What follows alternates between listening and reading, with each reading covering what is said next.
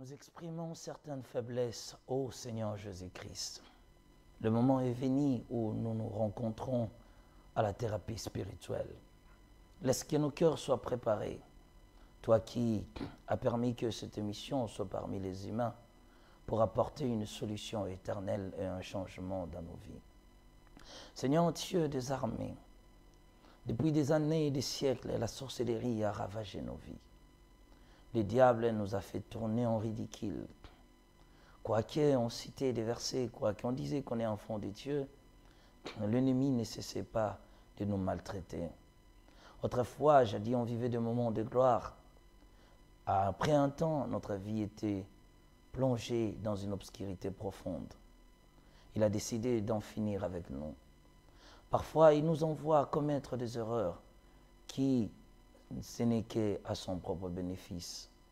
Seigneur Jésus-Christ, je viens en ce moment te confier cette émission. Ce ne sera pas un homme qui parlera, ni les intentions humaines qui s'exprimeront. Mais Seigneur Dieu, ça sera la parole profonde, la parole de l'Éternel.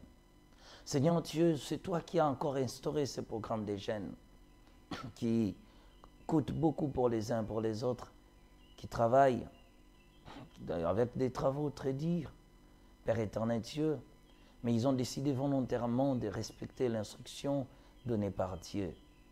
Puisse leur donner la force de continuer à suivre ta direction. Seigneur Dieu, tu es un grand roi qui domine le monde entier. Ta puissance est vue dans les âges. Ô Dieu de grâce, tu nous amènes dans le chemin d'écrire notre propre histoire. Notre petite histoire est écrite devant le trône de ta gloire pour témoigner dans cette génération que Satan ne pourra rien contre l'Église de Dieu. Seigneur, ce que nous connaissons, nous tous, est que nous ne sommes pas dans une égalité avec Satan, les diables. Nous avons la supériorité car toute la domination nous a été donnée. Mais par sa façon et par sa ruse, il continue de tenter vainement de nous entraîner au ridicule. Mais Seigneur, ayant l'assurance de notre position en toi, ayant l'assurance de la place que nous occupons dans le trône de Dieu, nous déclarons que nous sommes les fils de la victoire, des juges de Dieu sur la terre. Si nous, les saints, nous jugerons les anges, comment, Seigneur, ne serons-nous pas à mesure de juger les choses de cette vie? Ô Dieu de grâce, tout sera jugé par nous. C'est pourquoi, Seigneur, le premier jugement, nous les commençons d'abord par notre propre vie. Jugeons les effets maléfiques, jugeons les activités méchantes du diable pour que Satan ne puisse pas continuer à dominer la vie des uns des autres. Ils sont nombreux, ceux qui suivent cette émission, et même ceux qui le suivront après des générations ou des années futures. Père éternel Dieu, mais peu importe le temps et le moment, ton message ne perdra pas son pouvoir ni son influence. Il continuera à impacter nos vies. Nous sommes impactés par la thérapie spirituelle. Nous sommes impactés, Seigneur Jésus-Christ, par la révélation, par des révélations aussi profondes que tu nous donnes. Continue à nourrir nos cœurs. Continue à déverser ta gloire sur nous. Continue à nous révéler tes secrets. Seigneur, nous sommes là pour apprendre. Nous sommes des hommes naïfs, remplis des erreurs, avec des pensées naïves. Ô Dieu de grâce, nous te demandons pardon. Mais notre vie a été plongée dans des frustrations, Seigneur, auxquelles nous ne maîtrisons pas, mais que l'ennemi a voulu que nous vivions dans des frustrations pour ne pas reconnaître l'autorité de Dieu. Mais nous avons compris et jugé et conclu que Satan ne pourra rien contre l'Église, car la victoire est à nous dans le présent, dans le futur, au nom de Jésus-Christ. Notre domination est placée pour des générations et dans cette terre des hommes. Seigneur Dieu, la Bible a été écrite pour notre édification et nous, liseurs de ta parole, nous continuerons à écrire notre histoire dans les empreintes de l'existence pour que tout le monde sache que Dieu est dans son Église. Amen. Que l'Éternel Dieu vous bénisse abondamment. Amen, amen, amen. Est-ce que quelqu'un peut acclamer le Seigneur pour sa grâce? Quelqu'un peut acclamer le Seigneur? Quelqu'un peut louer le Seigneur? Jésus-Christ est merveilleux. Ah, recevez la grâce du Tout-Puissant et sa miséricorde partout où vous nous suivez. Aujourd'hui, c'est lundi. Voilà, vous êtes nombreux, vous êtes nombreux, vous êtes nombreux. On doit parler. C'est très important. Nous devons commencer à expliquer et directement vaguer à la prière. Voilà, nous voyons que chaque jour, le Seigneur continue d'exposer ses œuvres maléfiques pour que nous puissions avoir une connaissance. Parce que ces activités ne peuvent plus rester un secret pour nous. Ils ont travaillé dans le temps et dans les temps anciens. Ils ont tellement fait des choses, mais cette fois-ci, le Seigneur a jugé bon que ces activités ne restent plus un secret pour nous. Et je suis sûr que chaque jour, les vérités qui sont exposées nous fait approcher un peu plus de la victoire. Donc, les stratégies-là sont exposées pour nous montrer la voie de la victoire. C'est très important, c'est très important. Le manque de maîtrise de ces choses ne contribuera jamais à notre victoire. Le manque de maîtrise de ces choses laissera les sorciers nous tourner en ridicule. Bien-aimé, il fera que les sorciers continuent à nous tourner en ridicule. Efforçons-nous de prier correctement. Retenez bien. Efforçons-nous de prier correctement et à faire des prières de qualité. Si aujourd'hui, nous sommes dans cette situation, si jusqu'à ce jour, tu continues à demeurer dans ce problème, le problème vient où? Cette faillite est due à une mauvaise gestion de ces choses. Donc, cette faillite a dû venir par la mauvaise gestion de ces choses spirituelles. Ta mauvaise gestion de ces affaires a permis que les sorciers continuent à te massacrer, à te manipuler. Mais cette fois-ci, c'est la fin de ce manœuvre maléfique. Nous sommes toujours sur les attaques. Je crois que parmi le point, ça doit être parmi le dernier point des attaques pour rebondir à d'autres choses et essayer quand même de continuer. Voilà, je vous aime beaucoup. Voilà, je vous aime beaucoup, que le Seigneur. Donc, cette faillite, comme je disais, due à cette mauvaise gestion des affaires de la sorcellerie dans nos vies, a fait en sorte que la sorcellerie continue de nous massacrer. C'est très important. Bien aimé, aujourd'hui, nous allons parler sur ce qu'on appelle les attaques par visitation. Voilà. Les attaques par visitation. Voilà. Les attaques par visitation. Avant, j'aimerais directement le définir. Voici comment est définie une attaque par visitation émanée par des sorciers. Premièrement, c'est l'effet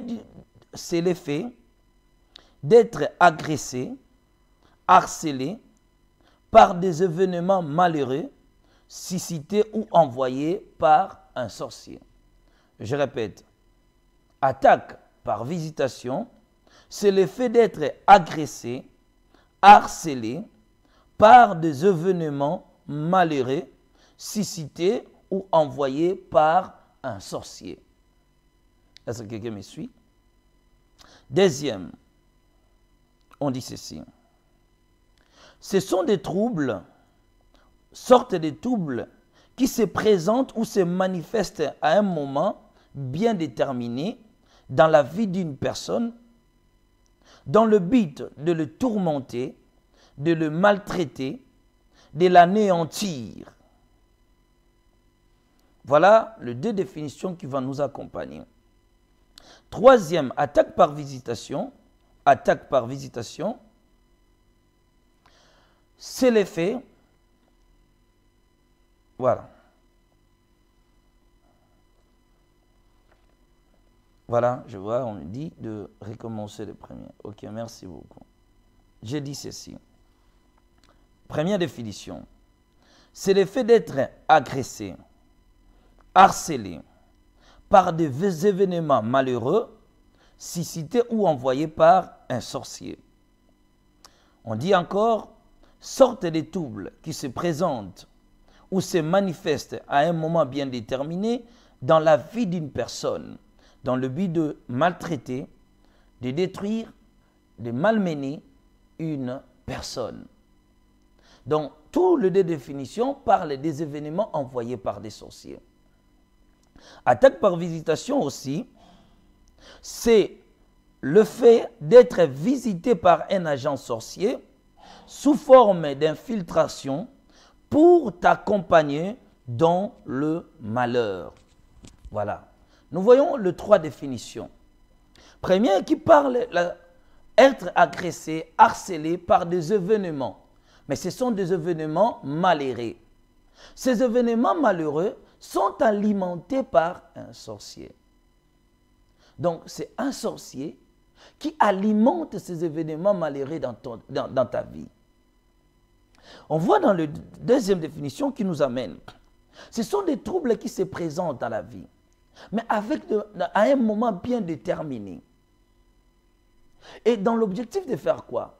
De malmener, de maltraiter, soit d'humilier une personne. La visitation, attaque par la visitation, c'est aussi l'effet maintenant d'un sorcier, être visité par un agent sorcier, qui soit s'infiltre en devenant une personne de compagnie, ton compagnon, ta compagne, dans le but de t'entraîner dans le malheur. Tout ça, c'est ce qu'on appelle la visitation, être attaqué par la visitation des sorciers.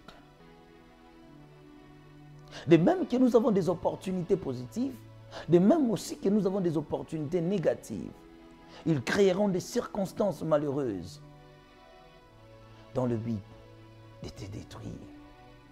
Retenez que ici, les sorciers n'ont qu'un seul objectif.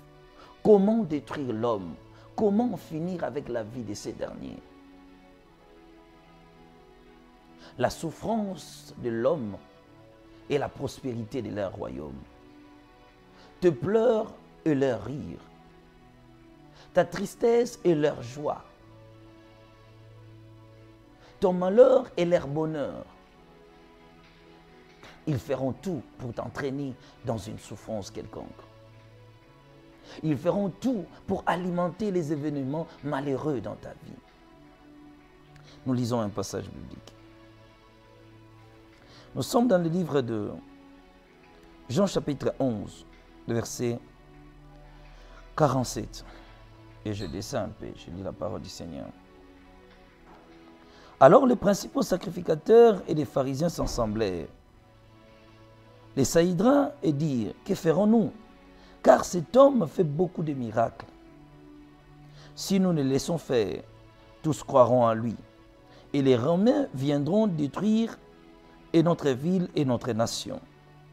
L'un d'entre eux, Caïphe, qui était souverain sacrificateur cette année-là, leur dit, vous n'y attendez rien. Vous ne réfléchissez pas qu'il est dans votre intérêt qu'un seul homme meure pour le peuple et que la nation tout entière ne périsse pas. Je me limite par là. Il est à votre avantage qu'un seul homme meure et que la nation tout entière ne périsse point. Voilà. Nous nous sommes limités au verset 50. Première chose, pourquoi les sorciers attirent des événements malheureux dans la vie d'une personne? Lorsque cet homme a déjà menacé leur royaume. Est-ce que quelqu'un me suit? Tout celui qui a soit dénoncé le royaume satanique, soit par tes prières, tu as déjà attaqué ou bougé quelque chose que les sorciers ont fait. Lorsqu'ils établissent des lois, des décrets, des prescriptions dans la vie d'une personne, où ils prennent des décisions sur toi, dans leur volonté, et que toi tu restes là où eux t'ont placé, que tu ne quittes pas et que tu ne sortes pas, que tu demeures dans cette souffrance éternellement. Les jours où seulement tu as eu l'initiative de prier contre eux, de prier contre la sorcellerie, tu as suscité encore un grand combat. En ce moment-là, la loi de la victoire a été déclarée, le plus fort remporte sur les faibles. Les jours seulement où tu as osé de dire une minute, oh Seigneur, ma situation, si mes problèmes sont alimentés par des sorciers, Seigneur, je prie contre ma stérilité, Seigneur, si cela me vient des sorciers de la famille. Un combat a été déclenché dans le monde invisible. Une seule parole suffit à alimenter une grande bataille spirituelle. Un combat est déclenché dans ce monde-là. Les sorciers maintenant, comme toi tu as osé de défier les lois, les prescriptions, les ordonnances et les décrets promulgués par eux contre toi, changeront de domaine. Ils viendront maintenant par ce qu'on appelle les combats par visitation. Et là, il y aura une collaboration entre un monde spirituel et un monde physique. Au milieu de la nuit, ils vont alimenter les événements malheureux contre toi. Et le but de ces événements, pourquoi? 1. Empêcher l'homme d'accéder à ses propres promesses, soit à vivre des jours heureux. Donc chaque fois, ces combats-là viennent à des moments bien déterminés.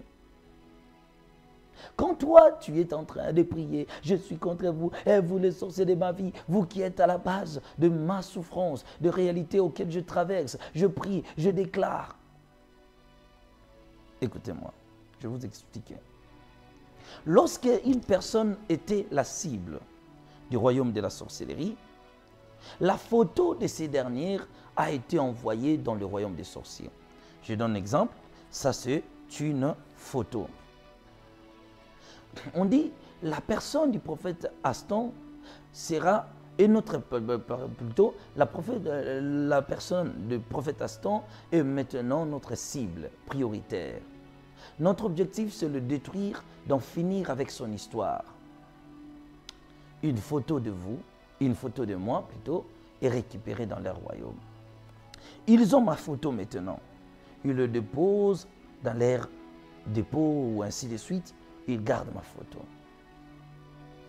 Tous les sorciers qui viennent vont commencer à étudier le prophète Aston, ses côtés forts et ses côtés faibles. Et on attaque son adversaire pour la renverser. On attaque le côté faible de l'adversaire pour la renverser. C'est comme ça qu'est le principe de la bataille. Après la photo, ils auront besoin maintenant des images. Comment je mène ma vie? Ma vie privée et ma vie publique. Quand je me présente au public, je suis que pasteur, je viens que pour prêcher, je donne des révélations que le Seigneur m'a données, j'enseigne à l'église, je suis berger, on me voit avec des chemises, ainsi de suite. Ma vie privée, je suis père de famille, j'ai des enfants, ainsi de suite. J'ai une femme aussi, donc ça c'est ma vie maintenant. Le plus loin de ma vie privée encore, c'est ma vie personnelle. Ma relation avec Dieu, comment je mène ma vie devant Dieu. Et à part ma vie devant Dieu, j'ai aussi une vie propre à moi-même, qui n'est ni partagée avec les hommes, ni partagée avec les enfants, ni partagée avec ma femme, mais c'est ma propre vie encore. Là où je pense, là où tout ce que je raisonne, je ne dis pas à ma femme. Tout ce que je pense, je ne dis pas à ma femme. Mais les projets sur la vie du couple, je révèle à ma femme. Mes intentions, certainement, bien sûr. Mais toutes les pensées de ma tête ne seront pas relayées à ma femme. Mais maintenant, ils doivent aller dans ces principes-là. Comment cet homme mène sa vie sur la terre? Sa vie publique, il est un pasteur. Sa vie privée, il est un homme marié. Sa vie privée, il a une relation avec Dieu. Sa vie privée, il a encore sa vie personnelle. Il faut maintenant faire ce qu'on appelle des vidéos.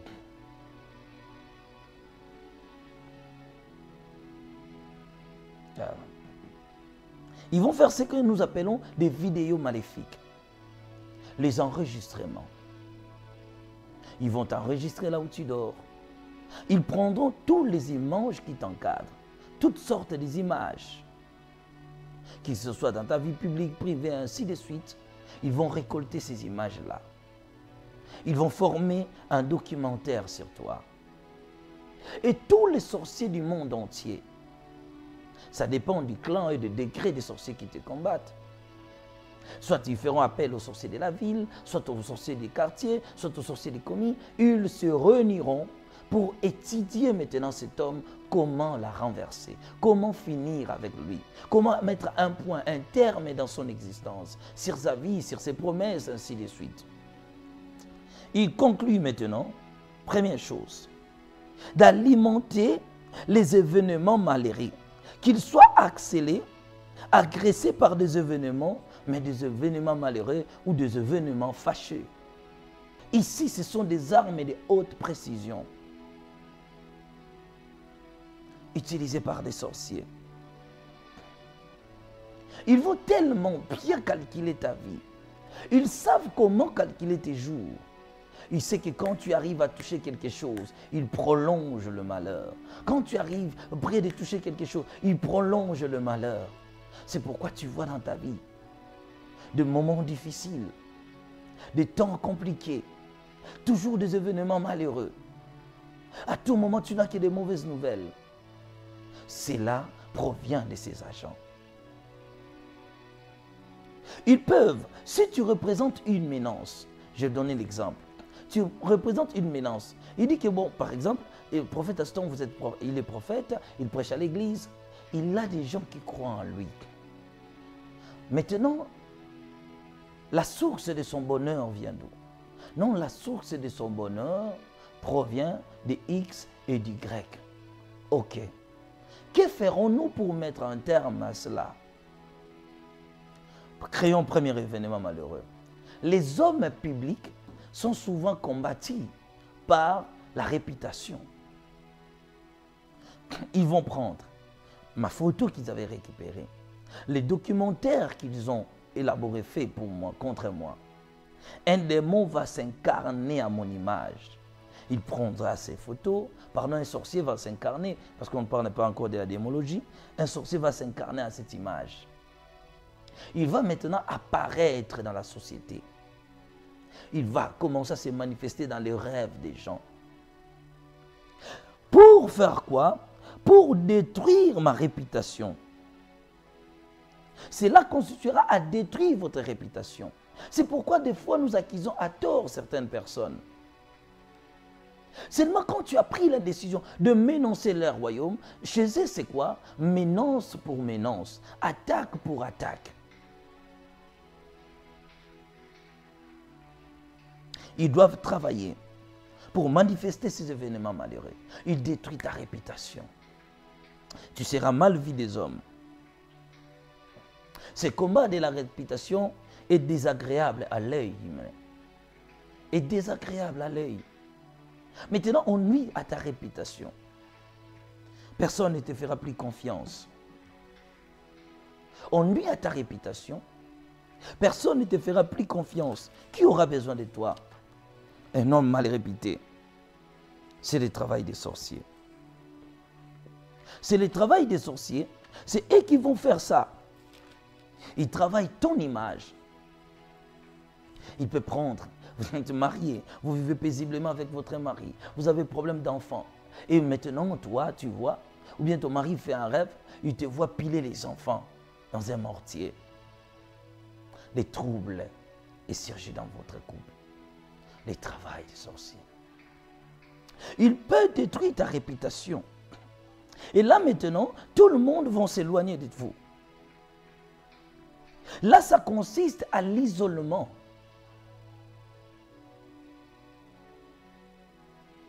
C'est comme ça qu'ils ont détruit certaines personnes. Ils ont travaillé tellement leur image. Tu te poses la question, est-ce que c'est vraiment lui? Est-ce que c'est vraiment lui ou c'est pas lui? Est-ce que c'est vrai ce que je viens de voir? Après, comme on est des humains, les sorciers viendront installer le doute dans ton cœur. Et tu ne seras même plus dans le désir ou dans la joie de donner ne serait-ce le bénéfice des doutes. Tu ne vas plus croire à ces derniers. C'est ça la source des problèmes. Là, c'est travailler contre. Ce sont des sorciers qui vont alimenter cette mauvaise réputation contre une personne. Tout le monde en parle. Tu n'as rien fait. Mais tu attends tout le monde parler. Eh non, c'est lui, vous n'avez pas appris, et il a fait ceci. Mais toi, tu dis, je suis chez moi. Je ne suis même pas sorti depuis le matin. Quelqu'un t'appelle au téléphone, il t'incite. Si tu ne sais pas, tu es allé dire à un tel, tu as dit ceci. Là, c'est eux qui font cela. Car lorsque vous êtes troublé, lorsque ces événements surgissent dans votre vie, l'homme perd son équilibre. Et quand l'homme perd son équilibre, il profite maintenant pour récupérer ce que le ciel avait envoyé. Ce n'était qu'au moment où tu avais envoyé l'homme de ta vie, par exemple, les enfants, et viennent créer des problèmes. Quand tu es troublé, donc tu seras plus en mesure de prier, tu es emporté par des inquiétudes. C'est pourquoi Jésus dit, ne vous inquiétez de rien. Vous êtes emporté par des inquiétudes. L'homme, quand il est emporté par des inquiétudes, il oublie ses objectifs. Et au moment de l'oubli, les sorciers viennent récupérer toutes ces bonnes choses. Une fois récupérées, comme ce sont des événements bien déterminés, une fois récupérés, vous voyez le vent passer. Et toi tu dis, j'avais dit à Dieu, Seigneur, tel que ces choses ont commencé, c'est comme ça qu'il va cesser au nom de Jésus. Or, c'était le moment où les sorciers ont profité pour récupérer les événements malheureux. Ces combats sont entrepris par les sorciers. Et ça, entrepris par des sorciers, et ça n'arrive que lorsque les bonnes choses arrivent. Ils sont sans pitié. C'est une réalité féroce. Rien ne les résiste.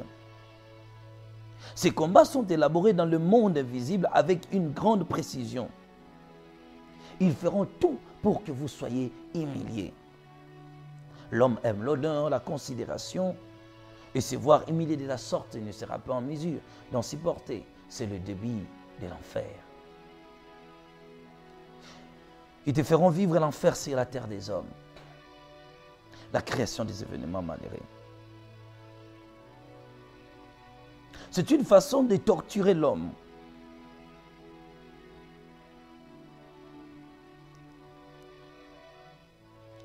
Ils mangeront aussi la vie de l'homme, les intérêts de l'homme. C'est leur objectif. Deuxième degré, ces événements malheureux qui apparaissent dans ta vie. Certains événements, c'est prendre de l'âge, dépasser l'âge du mariage. Tu vois une personne qui est si belle, mais ne trouve pas le mariage. Célibat chronique, ainsi de suite, chômage, ainsi de suite. D'où proviennent ces choses? Ils proviennent aussi par des tontines des sorciers. Souvenez-vous et retenez, lorsque les sorciers se réunissent, ils ne se réunissent pas seulement pour manger un homme. Dans leur tontine, que j'ai parlé autrefois, c'est la tontine de la sorcellerie.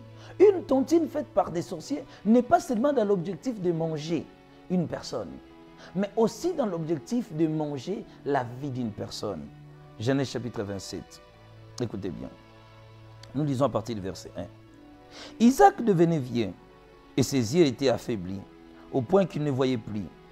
Alors il appela Ésaü son fils aîné. Il lui dit, mon fils. Et il lui répondit, mais voici. Isaac dit, voici donc je suis vieux et je ne connais pas les jours de ma mort. Maintenant donc je te prie, prends tes armes, ton carquois et ton arc, va dans les champs et chasse-moi du gibier. Fais-moi un mets comme j'aime et apporte-le-moi à manger, afin que mon âme te bénisse avant que je meure. Rebecca écouta ce qu'Isaac disait à Ésaü son fils, et Ésaü s'en alla dans les champs pour chasser du gibier et pour les rapporter. Puis Rebecca dit à Jacob son fils, voici j'ai entendu ton père qui parlait ainsi à Ésaü ton frère. Apporte-moi du gibier et fais-moi un mets que j'aime, que je mangerai, et je te bénirai devant l'Éternel avant ma mort. Maintenant mon fils, écoute ma voix à l'égard de ce que je te commande. Va me prendre au taureau 2 bons chevaux. J'en ferai pour ton père un mets comme il aime. Écoutez, l'animal proposé par Isaac n'était pas similaire à ce que Rebecca a proposé. Mais la Bible dit, pendant qu'Isaac parlait à son fils Ésaü, la mère écouta la conversation. Sa propre mère. Quel intérêt avait Rebecca de ne pas vouloir qu'Ésaü reçoive la bénédiction de son père? Dans cette bataille, tout le monde est suspect. C'est sa mère qui décide de triquer la bénédiction de son fils. C'est ça qu'on appelle une tontine de sorcier. Le tontine de la sorcellerie consiste au tricage. Triquer quelque chose qui vous revient. Est-ce que quelqu'un me suit? C'est ça la visitation. Voilà, Papa Colin nous a aidés, Genèse chapitre 27, verset 1 à 9. Voilà. C'est ça la visitation.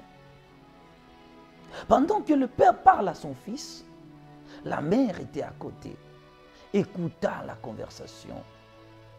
Et même à la conclusion de la conversation, elle sut que son père voulait la nourriture. Elle dit, nous allons triquer cette nourriture. Cette attaque se passe maintenant par la visitation d'un agent, car notre troisième définition parlait de la visite d'un agent. Un agent sera envoyé comme infiltré. Il est entré dans ton entreprise, mais c'est lui qui cause la mort. Tu le prends comme ton associé. Il est là, il tue tout sur son passage. Depuis qu'il est là, tu constates que ta vie ne progresse plus. Un homme vient, il te prend dans une relation amoureuse. Il reste avec toi pendant 20 ans. Après, il te dit, il n'a plus besoin de vous. La mission est accomplie. C'est une tontine de sorciers. Beaucoup de personnes sont victimes de cette réalité. Le père décide de se présenter dans le royaume des sorciers. Il dit, moi je vais voir mes enfants souffrir. Je vais voir mes enfants souffrir, être dans la misère totale, dans la souffrance totale. L'imposition des malheurs totales. Il décide de livrer la vie de ses enfants. Il faut que maintenant un agent infiltré, on décide d'envoyer une fille, non, prends soin de la fille de ma soeur, c'est la fille de ma soeur qui est venue chez moi. Or, il n'est là que pour récolter vos informations et le divulguer dans le royaume des sorciers. Quand vous mangez, lui n'aime pas manger avec des gens. Il ne mange que quand vous dormez, quand vous n'êtes pas à la maison. Il est juste un agent. C'est pourquoi si tu veux aller loin, tu dois connaître la spiritualité des gens qui t'entourent. Pourquoi ils sont là? Pourquoi ils m'accompagnent? Mais Dieu ne veut pas que nous restons oisifs face à ces réalités spirituelles. Le secret de ce monde ne sera plus gardé dans le secret pour que nous soyons ignorants. Ils ne réussiront plus à imposer leur coup sur nous. Écoutez, premièrement, lorsque tu fais un rêve, tu manges du caca ou tu manges des excréments, c'est le signe qui prouve à suffisance que ta vie est accompagnée par un agent maléfique. Soit cet agent est physique, il est avec toi, il est dans ton entreprise, ton collègue du travail, ainsi de suite. Soit il y a un pouvoir spirituel, un agent qui est invisible, non palpable, mais qui marche avec toi. Premier signe, je rêve, je mange des caca ou je mange des excréments. Voilà. C'est le premier signe qui prouve que je suis attaqué par la visitation des sorciers. Ma vie est visitée par les pouvoirs des sorciers. Est-ce que quelqu'un me suit? Manger des caca ou bien des excréments, c'est le premier signe. Dans cette attaque-là de la visitation, il y aura une main noire qui vous accompagne dans le malheur. Tout ce que vous faites, il y a une main noire qui vient s'asseoir dessus. Tout ce que vous faites, il y a une main noire qui vient s'asseoir. Tout projet lancé n'aboutit toujours pas. Les gens peuvent recevoir ton CV, ainsi de suite, mais ne répondent pas positivement. Quelqu'un peut te dire, je t'aime. Il te promet, je viendrai, payer la dot, je viendrai, je viendrai.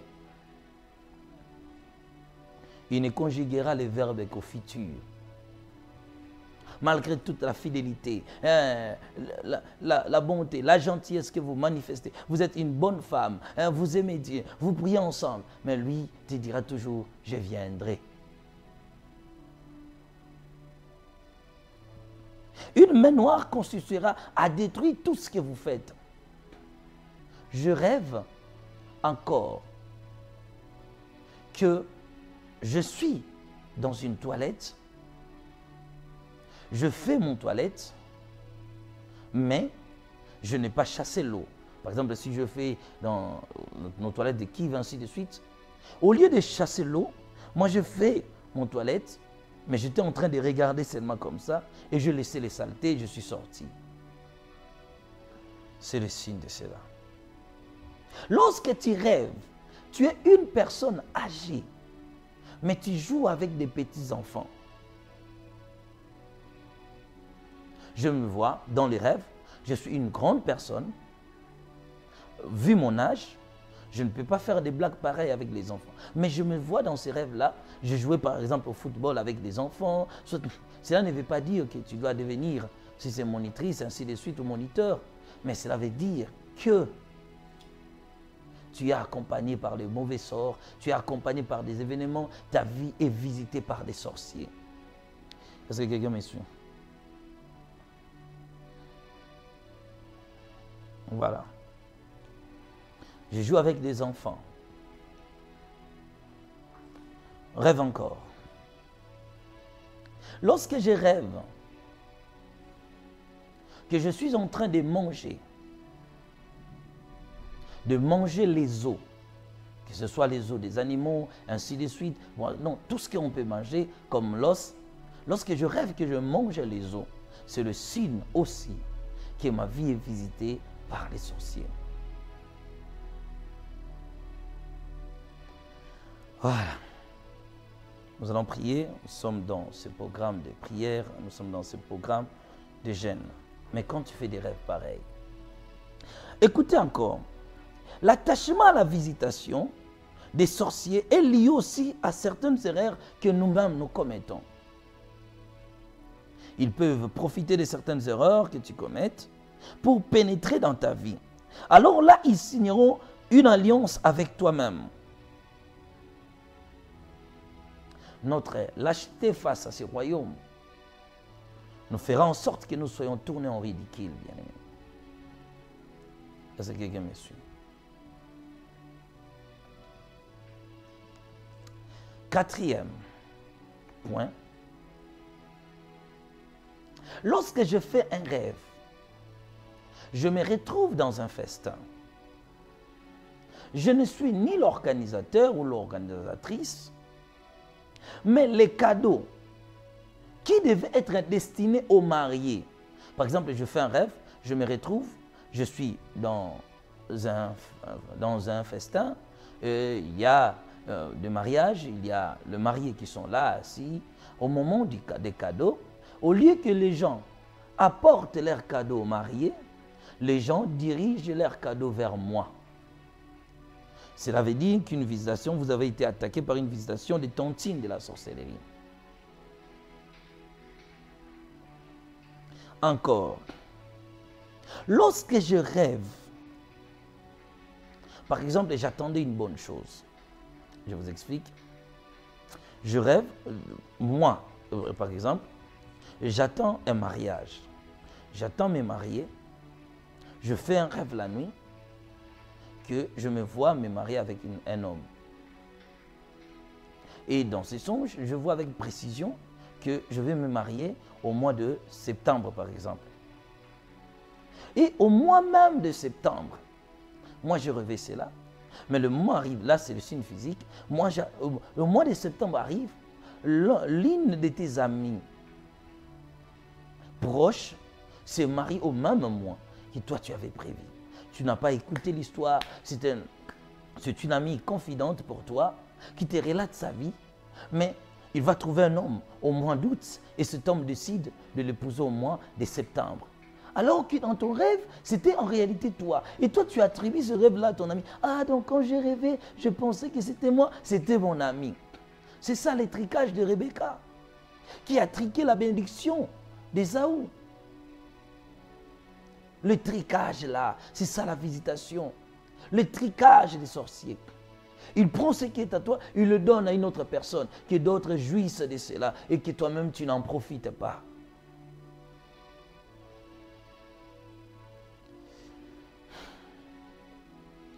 Lorsque je rêve que je porte des lunettes dans mon rêve, mais je vois que je perdis un verre. Donc, je ne dis pas parce que moi je porte des lunettes toujours souvent, qui n'était pas dans mes habitudes, voilà. C'est peut-être l'école des empoisonnements qui m'ont rendu ainsi. Voilà, je me limite par là. Écoutez, je portais des lunettes, mais j'ai remarqué que je perdis un verre. C'est le signe de cela. Voilà. Troisième, lorsque je rêve que je tombe sur une fosse, où je cherche de l'aide, mais personne ne vient me secourir. Je tombe sur une fosse, je fais naufrage dans un océan, rivière, ainsi de suite, lac, mais il n'y avait pas de secours. C'est le signe de cela. Lorsque je me retrouve à bord d'un avion sans pilote,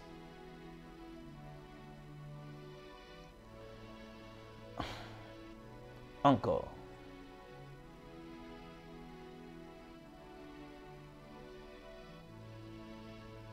lorsque je rêve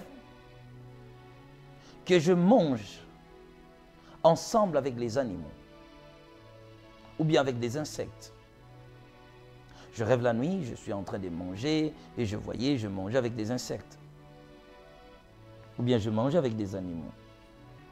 Lorsque tu rêves qu'une personne était en train de balancer l'encensoir devant vous,